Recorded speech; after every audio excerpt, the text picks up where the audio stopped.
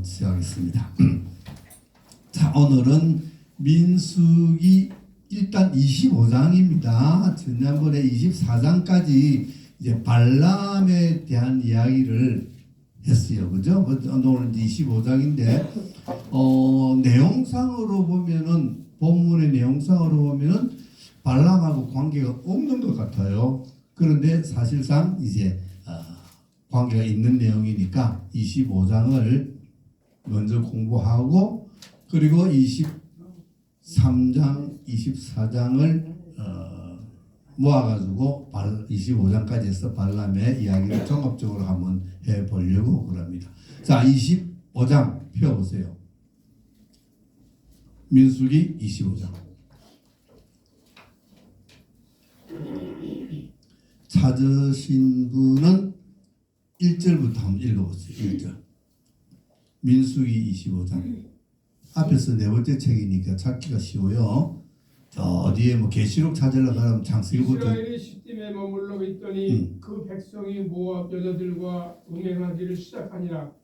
그 여자들이 자기 신들에게 제사할 때에 이스라엘 백성을 청하매 백성이 먹고 그들의 신들에게 절함으로 이스라엘이 바알볼에게 가담한지라.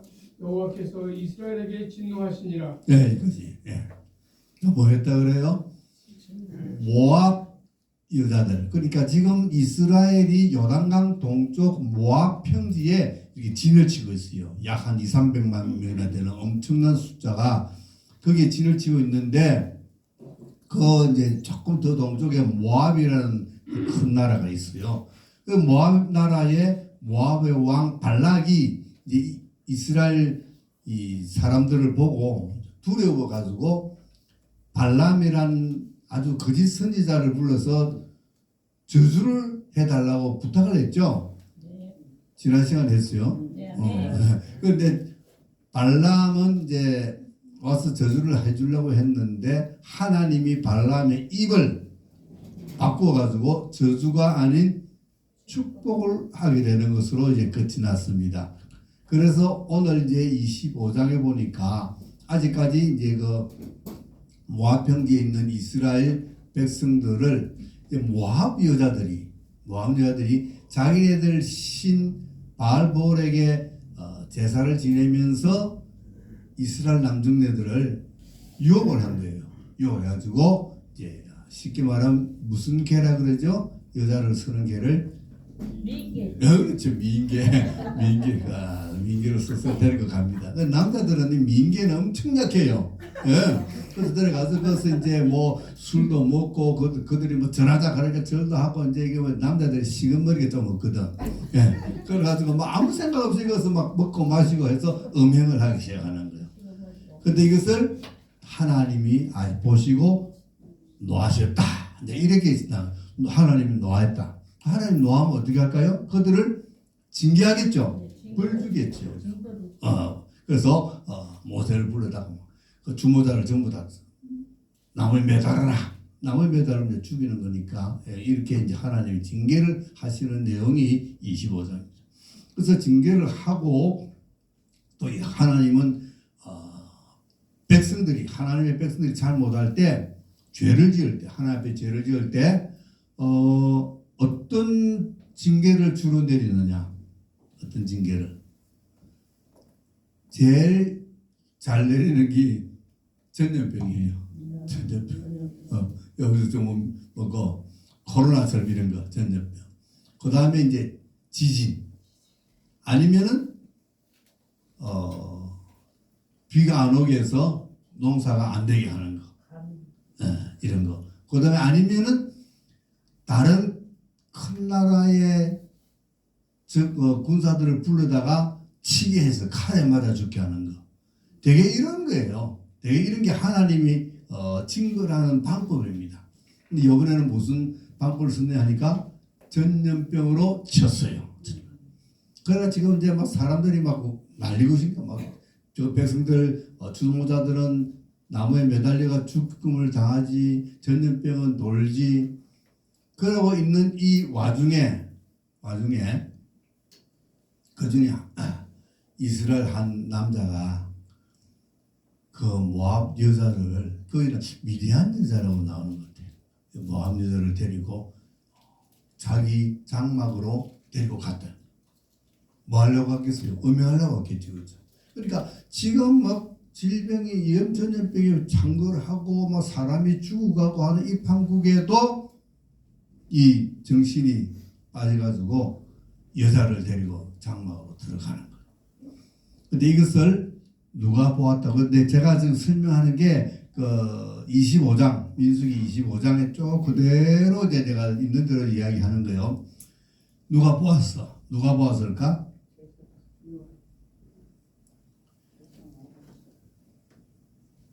아론의 아들 엘르아살의 아들 비느하스 아론의 손자 엘라살의 아들 비느하스가 이걸 본 거예요. 이걸 본 거야. 근데 아론의 손자고 아론의 아들이 비느하스 엘라살인데 그 아들의 아들이니까 다 제사장이에요. 이제 이 애는 아직까지 제사장으로 기름 부음을 받았는지는 모르겠지만 제사장이 되는 거예요. 왜? 아론의 직계 자손들은 전부 제사장으로 되니까. 이 비느하스가 그런 불의한 것을 보고는 참지 못하는 거예요. 아주 하나님에 대한 열정 때문에. 그래서 죽창을 들고 그들이 음행하고 있는 그 장막을 찾아갔어. 그 장막 가가지고 이 강의 시간에 이런 발언은 좀 안 좋은데 이런 놈을 이건 나쁜 사람들이니까 그죠? 한꺼번에 막 꼬치를 만들어 본 거예요. 찔러가 죽인 거예요. 잘한 거예요, 못한 거예요? 하나님이 뭐라 하셨겠어? 하나님이 칭찬을 엄청나게 하는 거예요. 비느하스가 말이지 내 열통나는 내 이 심정을 알고 비느하스가 대신으로 자기가 분노해가지고 하나님을 위해서 이 불륜한 이 거왕무도한 이 것들을 찔러주겠다. 이렇게 하나님이 칭찬하시죠. 근데 거기 보면은 하나님이 하시는 말씀에 그게 많이 질투라는 말이 많이 나와요. 그 본문 읽어보면은 비느하스가 나의 질투로 질투하여 뭐 이래가지고 질투심으로 어떻게 하고 계속 질투라는 말이 많이 나와.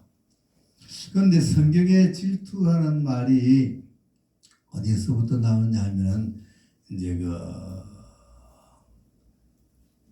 출애굽기 보면은 하나님은 나는 뭐하는 여호와다? 질투하는 하나님이다 그래요.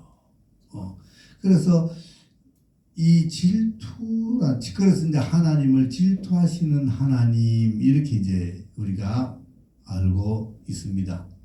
저도 이제 그 대학교 구약을 전공해서 논문을 쓰는데 이 질투하시는 하나님이라는 논문을 이제 제가 썼어요.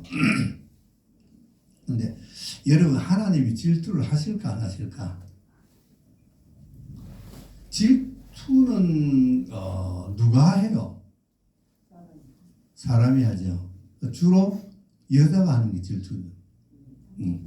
질투, 돌을 든 여자가 돌을 든지. 자기가 사랑하는 남자가 다른 여자에게 눈길을 줄 때 질투심이 나오죠. 네, 대개 이런 게 여자, 물론 남자도 질투는 하고 있어요. 근데 이 질투라는 것은 인간에게 쓸 때는 질투라고 쓰는 게 맞아. 그런데 하나님에게는 질투라는 건 없어요. 질투라는 이 히브리어 단어가 칸나라는 단어예요. 칸나 단어인데 이 칸나에 대해서 이제 쭉 이렇게 보면은 칸나를 보면은 이제 그 질투라는 의미가 분명히 나오죠. 시기질투라는 단어가 의미가 나오는데 영어로는 이제 질럿이라 그래. 질투. 근데 이 질투라는 이 단어가 영어 성경 영영사전 영어로 푸는 사전에 영영사전에 보면은 하나님에게서는 의미하고 그게 틀려요. 예. 우리가 하나님을 영어로 뭐라 그러죠?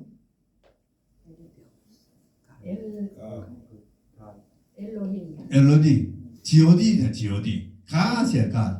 하나님이에요. 근데 하나님 말고 일반적 무당이나 뭐 점쟁이들이 섬기는 신도 있어요.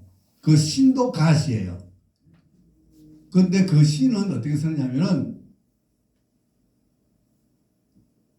요거는 God이 지자가 대문자죠. 일반 신들은 소문자로 써. 하나님 있는 게임이 안 된다 이거지. 그러면서 이 질럿이라는 이 질투식이라는 이 단어 칸나의 의미를 하나님에게 쓸 때는 그 의미를 달리 써요. 일반 사람들에게 적용할 때는 그래 시기 질투하는다 이렇게 써요. 근데 하나님이 하시는 질투는 질투가 아니에요. 내 자녀가 내 사랑하는 백성들이 하나님을 떠나서 다른 어떤 신들에게 달려가면서 죄를 지을 때 그 죄를 짓는 그들을 보고 하나님께서 나타내는 그런 하나님의 감정을 이야기하는 것. 그러니까 물론 하나님을 떠나서 우상을 따라가는 그들에게 하나님은 분노를 하시겠죠. 분노를 합니다. 그러나 질투는 아니에요. 질투는 상대방이 좀 괜찮아야 질투의 대상이 되죠. 여러분 질투 아주 그저 못난 아주 못나고 보잘것없는 그런 여자하고 여러분하고 비교해가지고 질투 대상이 돼요?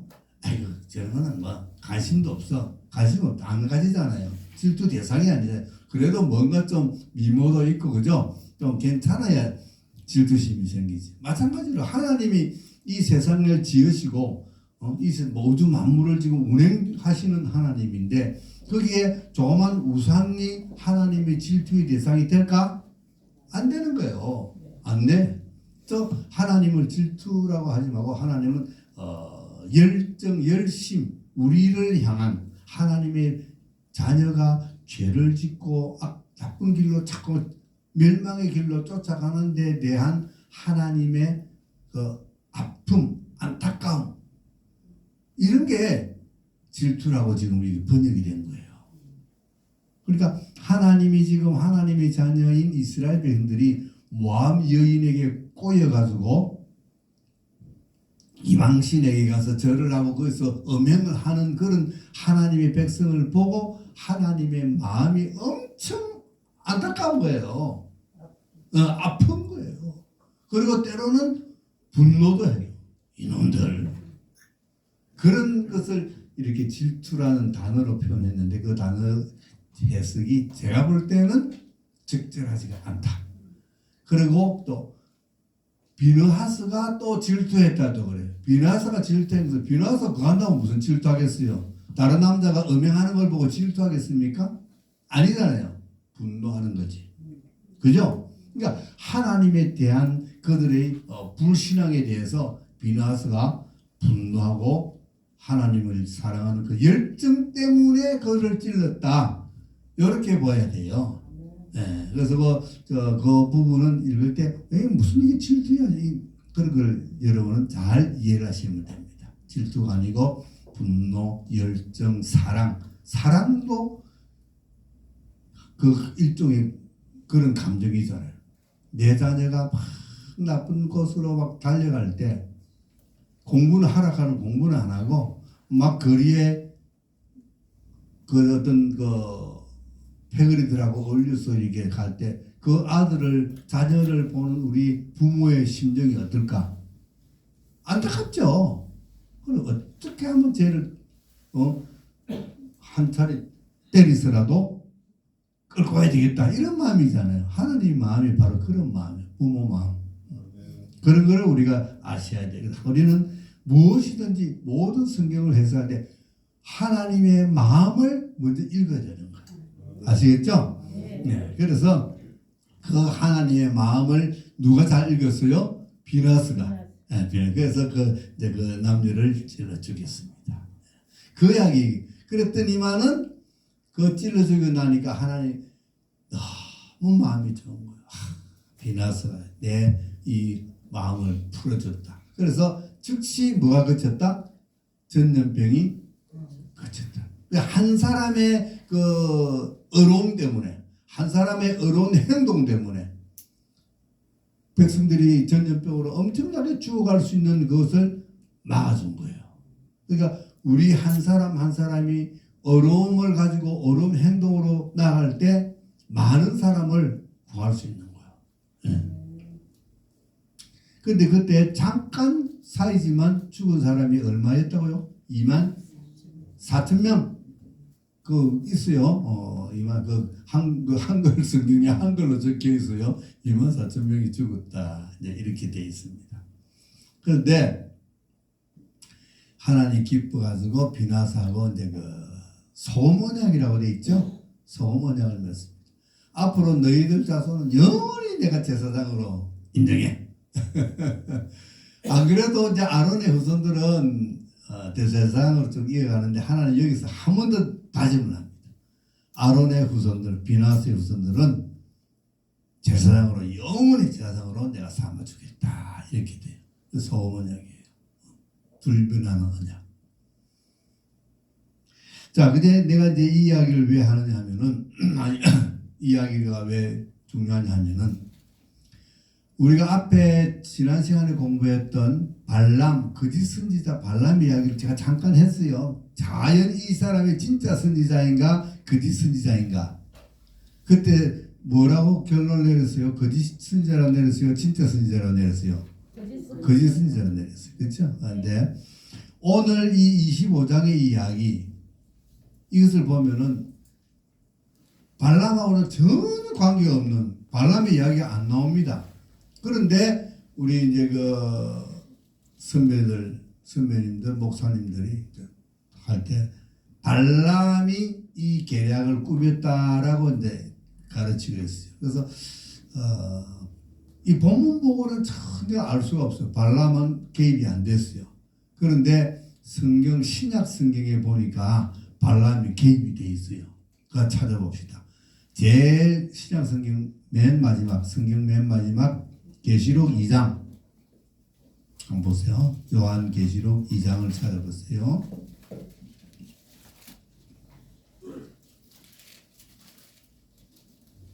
요한 계시록 2장 14절이죠. 14절. 자, 찾으셨어요? 네, 같이 읽읍시다. 시작. 내게 두 가지 책망할 것이 있나니 너희에게 발람의 예언을 지키는 자들이 있도다. 발람이 발락을 가르쳐 이스라엘 자손한테 권리를 놓아놓고 우상의 재물을 먹게 하였고 또 해고하게 하였느니라. 네, 그거 나오죠. 네, 이 요한계시록은 누가 쓴 책이에요? 요한인 것 같으면 예수님이 가장 사랑하시던 제자이고 예수님이 십자가에 못 박히실 때 십자가 밑에서 끝까지 예수님의 죽음을 지켜본 제자이고 예수님이 돌아가시면서 부탁한 예수님의 생모 마리아를 끝까지 에베소 교회에서 모셨던 그런 제자. 그런 제자가 요한이잖아요. 요한은 공부도 참 많이 했어요. 이 요한이라는 제자가 제자들 중에서 제일 오래 살았어요. 다른 제자들은 다 일찍 죽었는데 이 요한은 끝까지 살았어요. 100몇 세인가 뭐 이런 정도로 오래 살았어요. 그 당시에 그래 살았다가 엄청나게 오래 사는 거죠. 반모섬에 이제 유배를 가지고 이 요한계시록을 거기서 이제 쓰고 죽었는데 이 요한 제자가 사도가 그렇게 쓴 거예요. 이 바알볼에게 절하고 음행한 이 사건은 누가 묘락을 꾸며줬다? 발람이. 왜? 이제 발락에게 모압 왕 발락에게로부터 이제 한 대접을 받고 선물을 받았잖아요. 그런데 그의 부탁은 하나도 못 들어줬잖아. 저주를 하라 그랬는데 저주를 안 못했어. 하려고 그랬는데 자꾸만 입에서는 뭐가 나와요? 축복이 나오는 거예요. 그러니까 솔직히 발람으로서는 이 모압 왕 발락에게 미안한 마음이 들까요? 안 들까요? 인간적으로 들죠, 그죠? 인간적으로 드니까 야, 내가 무엇을 해서라도 좀 이 빚을 좀 갚아야 되겠다 하는 이런 심정으로 아마도 발락에게 왕이여, 저 이스라엘 백성들을 꼬시는 방법은 이 방법이 좋아. 여인 미인계를 쓰시오. 미인계를 써가지고 그들을 타락시켜요. 타락시켜가지고 저 여호와를 진노케 해서 멸망시키면 된다. 이렇게 가르쳐 준 것 같아요. 그래서 이 발람의 계교라고 이제 요한계시록에 요한이 그렇게 썼어요. 그래서 이것을 보고 이제 많은 이제 학자들이 이것이 거기서 나왔구나. 그러니까 발람은 역시 거짓 선지자가 맞죠. 자, 그럼 발람의 이 선지자 행동을 하려나 보면은 뭐 가니까 내가 오늘 여호와 하나님께 물어보고 하겠다. 하나님이 하라는 말대로 하겠다. 그래서 실제로 하나님 하라는 대로 또 말도 했고. 그래서 그런 걸 보면은 진짜 선지자 같은데 이게 또 아니란 말이죠. 그래서 이제 또 신약에 어디에 또 이런 이야기를 누가 썼는가 보니까 베드로 하면은 제자 중에서는 수석제사네요. 수석제사. 그래서 베드로가 썼어. 베드로는 베드로전서, 베드로후서 두 권의 성경을 썼어요. 그런데 베드로후서 한 찾아봅시다. 베드로후서 저 뒤에 요한계시록 바로 앞에 보면은 이제 요한 1서, 2서, 3서 있는데 그 앞에 베드로후서가 있어요. 베드로는 수제자 치고는 조금 적게 쓴 것 같은데 그래 참 베드로 전서 후서가 정말 좋은 책이에요. 교훈적인 책이고. 근데 대개 사람들은 베드로를 뭐라 그래요? 갈릴리 어부라고 무시하고 막 무식하다 그러죠, 그죠? 근데 무식한 베드로 치고는 그걸 너무 잘 썼어요. 베드로가 무식한 건 아닌 것 같아. 뭐 공부를 안 했다 그러는데 그 당시에 공부한 사람 몇 명 있겠어요. 그죠? 특별히 율법 공부하고 서기관 되고 이런 사람들은 있겠지만 대부분의 사람들 우리나라도 대부분의 우리가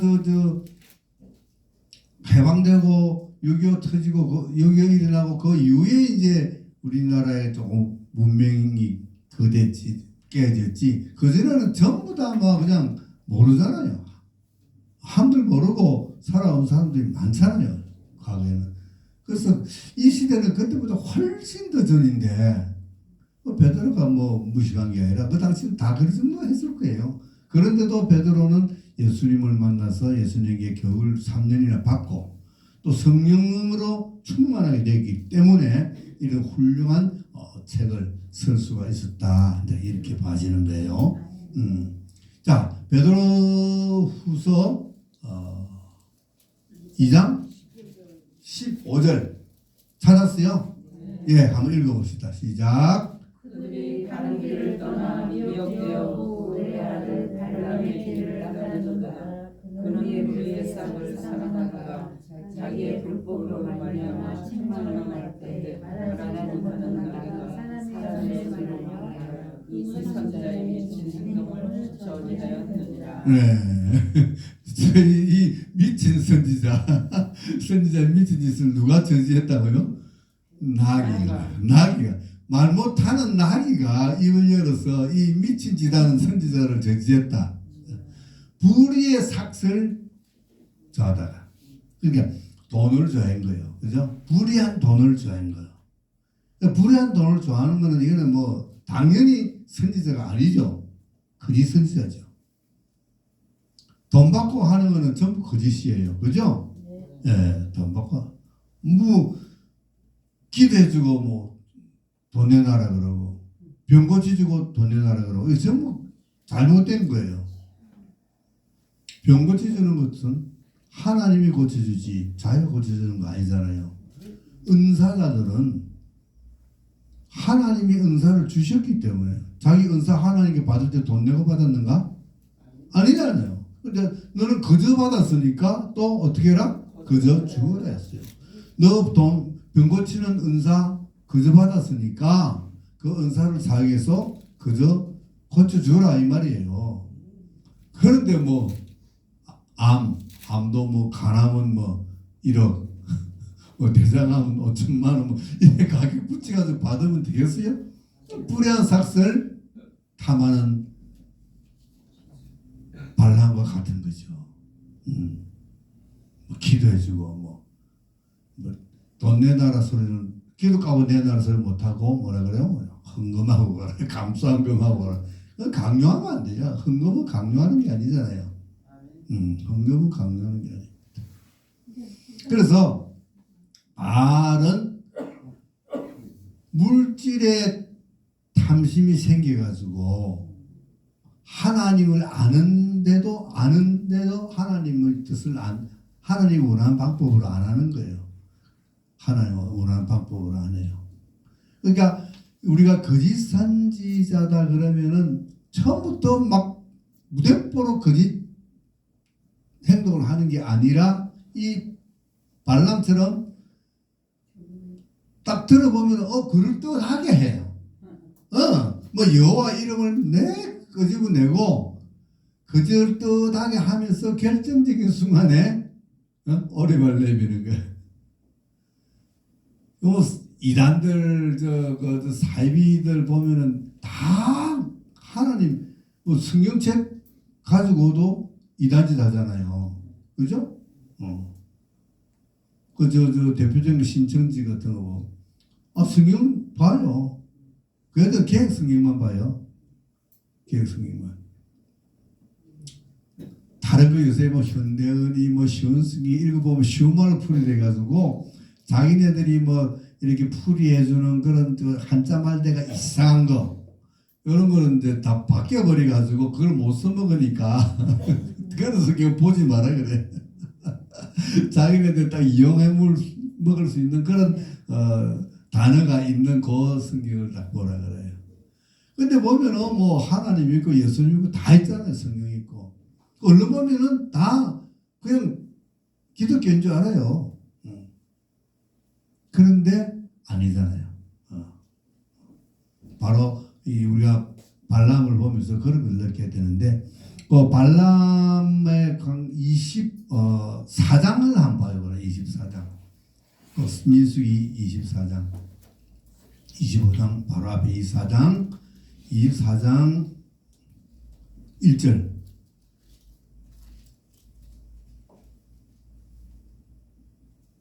찾았어요? 24장 1절 한 읽어봅시다. 시작. 발람이 자기가 이스라엘을 축복한 것을 여호와께서 선히 여기심을 보고 전과 같이 점수를 쓰지 아니하고 그의 낯을 강렬하여 예. 전과 같이 무엇을 쓰지 않았다? 점수를 쓰지 않았다. 그 전에는 점수를 썼다 이 말이죠. 그러니까 이게 이제 세 번째 이제 그 축복기도 해주려고 또 단을 쌓고 제사를 지내는 장면이거든요. 23장에는 첫 번째, 두 번째 단을 쌓고 저주를 하려고 제사를 지냈는데 하나님이 입을 막아가지고 저주를 못하게 했어. 그래서 하나님 이스라엘을 축복을 2번 한 거예요. 축복을 2번. 자기 본의 아니게 축복했는데 보니까 하나님이 되게 기뻐하셔. 그래서 오늘 25장 1절에 보니까 저번에 보니까 내가 이스라엘을 축복하니까 하나님이 너무 기뻐하신다 깨달았는 거야. 그래서 이번에는 저번처럼 그런 어떤 술수를 쓰지 않고 그냥 이제 바로 해야 되겠다 하는 마음이 바뀐 거예요. 하나님이 기뻐하신 대로 축복해야 되겠다.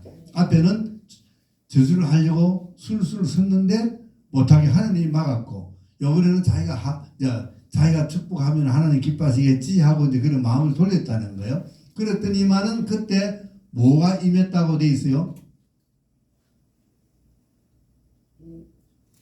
성령이 하나님의 영 그죠? 하나님이 성령이잖아요. 성령이 임했다는 거. 그 마음을 돌려먹으니까 하나님 성령을 보내주는 거예요.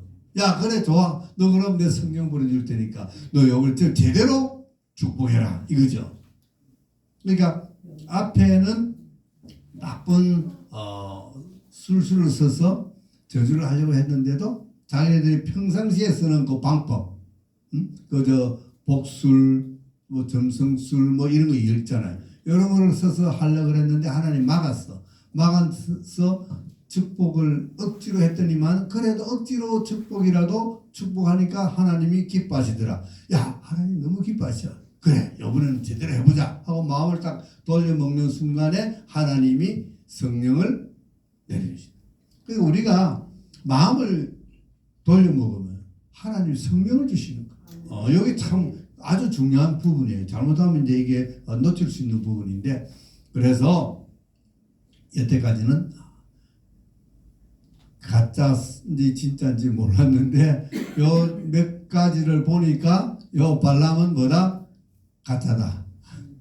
거짓 선지자다. 확실히 이제 알겠죠? 예, 혹시 이제 누가 묻든지 하면은 이런 걸 이제 가르쳐 주세요. 이렇게 세 가지를 보면은 발람은 틀림없는 거짓 선지자다. 근데 거짓 선지자인데 대개 보면 유사하게 진짜 선지자처럼 행동을 하고 말을 한다. 그러니까 말을 한다 해서 말을 그렇게 한다 해서 다 진짜 참 선지자는 아니다. 여기를 알아야죠. 아시겠죠? 자, 그 다음 이제 26장에 가면은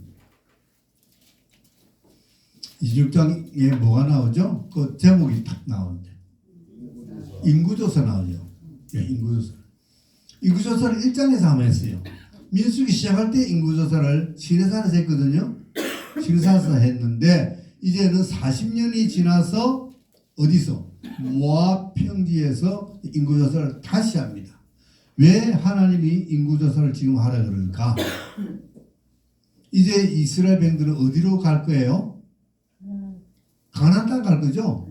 이제 요단강 바로 앞에 있어요. 요단강 요거만 건너면은 하나님이 주시겠다고 약속한 그 가나안 땅이에요.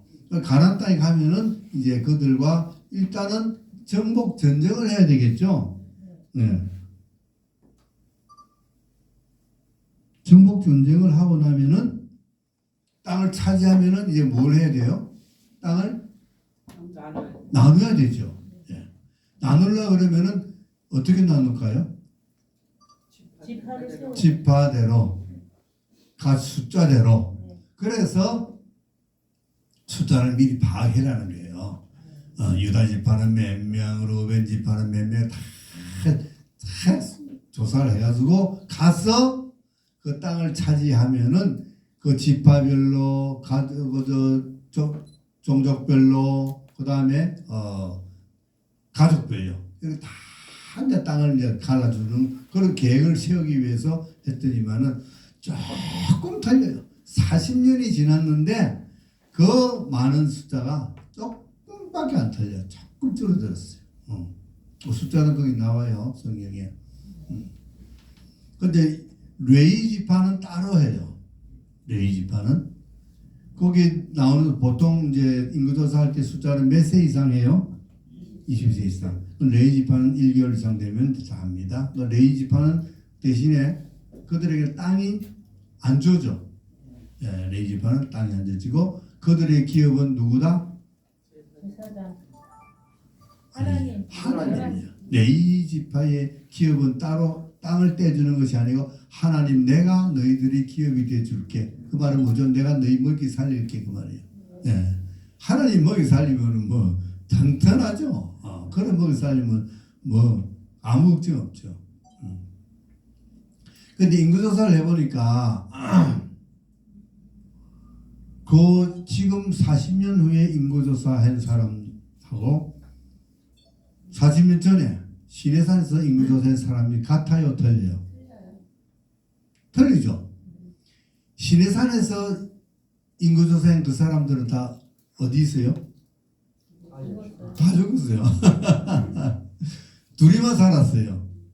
누구죠? 여호수아와 갈렙 두 사람만 생존하고 나머지는 전부 광야에서 다 죽었어요. 하나님이 그렇게 벌을 줬어요. 그래서 이제 지금 여기 모여 있는 이 60만 대군은 제2세대. 1세대는 광야에서 다 죽고 제2세대가 이제 남아서 가나안 땅으로 들어갈 거예요. 죽은 사람들이 무슨 걱정을 했느냐 하니까 야 여기 있다가는 우리 아들 딸들 전부 다 저게 포로가 돼서 고생하고 우리 아내들도 다 잡혀서 포로가 될 거고 이렇게 걱정을 했는데 그들의 그 걱정은 쓸데없는 걱정이었어요. 하나님은 그렇게 안 했죠. 하나님은. 자 그래서 이제 인구조사를 하고 그렇게 가나안 땅을 건너갈 준비를 합니다. 하고. 자 그다음 이제 다음 장에 넘어가면은 다음 장 펴보세요. 27장 펴보니까 그 제목은 슬로보아스의 딸들 뭐 이렇게 되세요. 1절 한 읽어볼까요? 1절.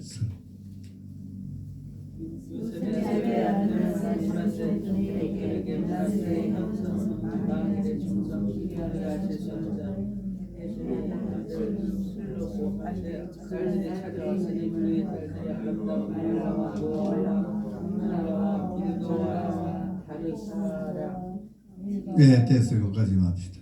자, 슬로보아스라는 이제 그 이스라엘 사람이 있었는데 그 므낫세 지파예요. 그래서 그 족보가 쭉 나오고 이제 그 슬로보아스라는 사람이 나오고 그의 딸이 있었는데 그 슬로보아스라는 사람은 죽어버렸어요. 죽고 딸들이 이제 그 모세와 엘라살과 그 족장들에게 찾아와가지고 요구를 합니다. 요구를 하는데 우리 아버지가 죽었어요. 죽었는데 우리 아버지가 죽었다고 그래가지고 우리에게 땅이 분배가 안 되면은 우리는 어떡합니까? 우리 아버지 이름이 사라져 버리는데요. 이제 그 요즘 말하면 여성운동이죠. 그 당시만 해도 여자들은 인구조사에도 끼지도 않았잖아요. 그러니까 집에 아버지가 있고 아들이 있으면 아버지가 죽으면은 아버지의 재산이 땅이 기업이 아들에게로 내려갑니다. 내려가는데 이 아들이 없는 거예요. 이 집에는 딸들만 있어. 그래서 딸이 있으니까 딸은 안 줘. 그럼 이 땅은 이제 어디로 갈까요? 자기 아버지 어떤 그 형제들하고 다 놀아가죠. 예를 들어서 아버지 형제가 3명이 있었어요. 근데 아버지가 죽었어. 근데 아버지 재산이 아들에게 가야 되는데 아들이 없어. 그럼 이 땅은 자기 아버지 형제들이 차지하든지 하겠죠, 그죠? 그러면 이 딸들은 어떻게 돼요? 아무것도 없잖아요. 그러니까 이 딸들이 그 가서 이제 그 요즘 말하면 청와대 청원을 한 거지. 요새는 대통령실로 청원을 한 거지. 이거 이래줄 수가 있습니까? 우리 아버지는 그럼 이름이 없어져 버리지 않습니까? 우리 가문이 살아나야 되는데. 그래가지고 모세가 이제 물어봤어. 하나님한테. 하나님, 이제 이런 청문이 들어왔는데 어떡할까 이렇게. 그 애들 슬로보아스의 딸들은 말이 맞다. 그러니까 하나님은 여자를 무시하는 게 아니었다는 거죠. 아니었어. 그 애들 말대로 해주라. 그리고 법을 딱 정해줬어. 아들이 없으면은 딸들에게 다 주라. 그 딸도 없으면은 그 가까운 형제들에게 주라. 형제도 없으면은 그 아버지 형제들에게 주라. 이래가지고 탁탁탁 정성수대를 딱 만들어가지고 그 죽은 사람의 재산이 아주 합리적으로 분배될 수 있도록 이렇게 하나님이 법을 만들어준 것이 이 슬로보아스의 딸들 이야기예요. 그러니까 아주 이거 획기적인 사실이죠, 그죠? 여자들이 무엇을 찾았습니까? 권리를 찾은 거예요. 그래서 참 이건 여성 운동가들이 참 좋아해야 할 그런 내용이 됩니다.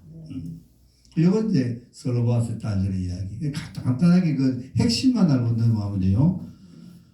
그 다음에 이제 그 슬로바스 딸들 이야기 끝나고 나면은 뭐가 나오냐면은 여호수아 이야기 나오죠, 그죠?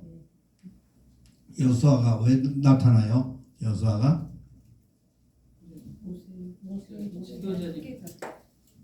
모세를 하나님이 산위에 불러다가 너 저 가서 가나안 땅 한번 구경만 하고 와.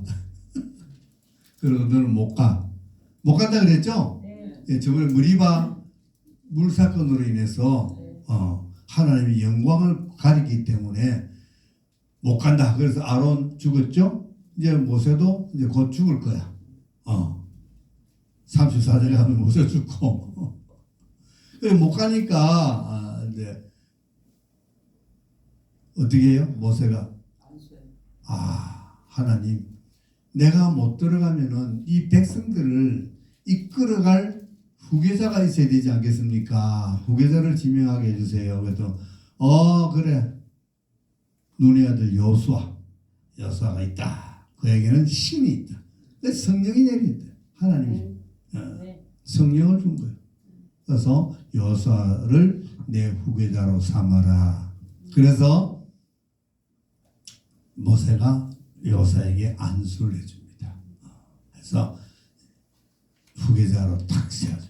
그러니까 모세는 자기가 떠나도 이제 여호수아라는 정말 충실한 일꾼이 이제 이스라엘을 이끌어 나간 게 딱 만들어 놓고 자기는 떠나는 거예요. 그러니까 참 모세는 너 여기서 죽고 너 못 간다 그러면 아이고 하나님 좀 가게 해주세요 할 건데 안 그러고 그런데 그 이야기 딱 들으니까 하나님 그러면 이 백성 그러니까 자기 개인 일보다는 무엇을 먼저 생각해요? 하나님 나라 이 백성들을 어떻게 그럼 지도할 지도자가 있어야 되지 않겠습니까? 리더십이 있어야 되지 않겠습니까? 그래서 딱 자기 죽는 거는 전혀 아랑곳하지 않고 후계자부터 걱정을 하는 이 모세의 이 충성심 참 이런 것들은 진짜 성경을 그냥 우리 그냥 읽는 것이 아니라 우리가 다 배워야 돼요. 지도자로서 지도자가 될 우리는 당연히 이런 걸 배워야 돼요. 뭐 정치판에서도 뭐 그러죠, 그죠? 뭐 자기만 생각하고 당을 생각 안 한다 그러니까 야 선당 후사다. 당을 먼저 생각하고 네 개인의 사사로운 이야기 일은 그 다음이다 이 말이거든요. 그 말은 참 좋아요. 우리 같으면 이제 하나님 먼저 그 다음에 이제 뒤에는 우리나라 먼저 나. 우리는 하나님 그 다음에 우리 조국 대한민국 그죠? 그 다음에 우리 가정 이렇게 이제 그 다음에 나 이렇게 순서가 돼야 돼요. 뭐 하나님 뭐 필요 없고 나라도 필요 없고 뭐 나만 잘 먹고 우리 가족만 잘 먹고 잘 살면 된다. 이거는 하나님이 하시는 방법이 아니라는 거죠. 자, 그래서 이제 민수기 몇 장까지 했어요? 그럼 오늘 27장까지 했어요. 예. 이제 뭐 나머지는 이제 그렇게 시간 많이 갈 소요될 내용이 아니기 때문에 다음번에 이제 하면 막 민수기는 그냥 마무리 될 것 같아요. 여러분 그래도 참 우리 길고 지루한 내용 같은데 여러분 잘 따라줘서 공부 참 잘 하셨습니다. 오늘은 여기서 마치겠습니다. 수고하셨습니다.